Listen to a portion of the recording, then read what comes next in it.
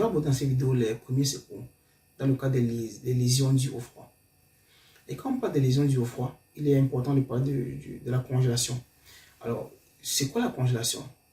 La congélation, c'est l'ensemble des dommages aux tissus qui sont causés par une exposition des températures basses et limitées à certaines zones périphériques du corps. Et disons que les zones les plus fréquemment touchées sont le menton, le nez, les doigts de la main, même les oreilles, même les orteils. Quelles peuvent être les causes? Disons que le froid entraîne une constriction des vaisseaux sanguins. Et la constriction des vaisseaux sanguins réduit automatiquement la circulation sanguine. Et les tissus périphériques reçoivent par conséquent moins de sang et donc moins de chaleur. Et ça fait à ce que les cristaux de glace peuvent même se former à l'intérieur de la peau, dans ces zones-là. Dans les cas les plus graves, les cellules meurent. Et c'est ce qu'on appelle plus souvent des gangrènes. Les lésions qui sont observées dans le cas des lésions dues au froid peuvent être soit initiales, superficielles ou encore profondes. Dans le cas des lésions initiales, on a ce type de lésion lorsque il y a un contact direct avec un objet froid ou l'exposition, soit à l'air, soit au vent, soit à l'eau froide, qui provoque une souffrance importante de la peau. Dans ce cas, la peau devient d'abord rouge, ensuite la peau blanchit. Dans le cas des lésions superficielles, c'est lorsque les dommages au tissu se limitent uniquement à la peau. Et dans ce cas, la peau devient blanche directement.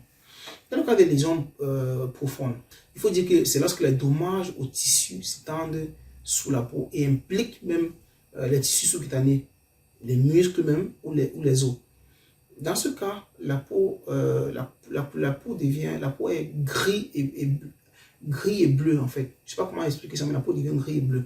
Quel peut être le traitement de la congélation? Le premier réflexe qu'il faut avoir, c'est d'abord d'amener la victime dans un environnement chaud et commencer à réchauffer la partie affectée par la lésion avec la chaleur du corps. Par exemple, si ce sont les oreilles, on peut couvrir les oreilles avec les mains. Si c'est au niveau des doigts, on peut mettre les doigts en dessous des aisselles. Si possible, on peut donner une boisson chaude à la victime.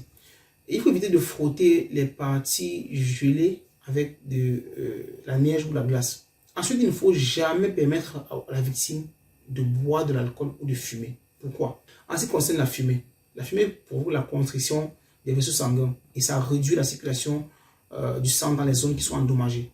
Pour ce qui concerne l'alcool, il faut savoir que l'alcool provoque la vasodilatation des vaisseaux, dont la dispersion de la chaleur. Disons que la partie affectée par la congélation peut aussi être traitée avec des bains d'eau chaude qui ont une température qui varie entre 38 et 40 degrés. Mais il faut dire que ça ne doit pas être... Mais la victime ne doit pas être exposée à une chaleur directe comme celle du feu ou de la cheminée. Les cas graves doivent être immédiatement amenés à l'hôpital. Directement. Et le plus souvent, ce sont les enfants et les personnes âgées. Dans ces cas, il faut directement amener ce genre de sujet à l'hôpital. Même si les lésions qu'ils ont subies ne semblent pas être graves. Parlons maintenant de l'hypothermie.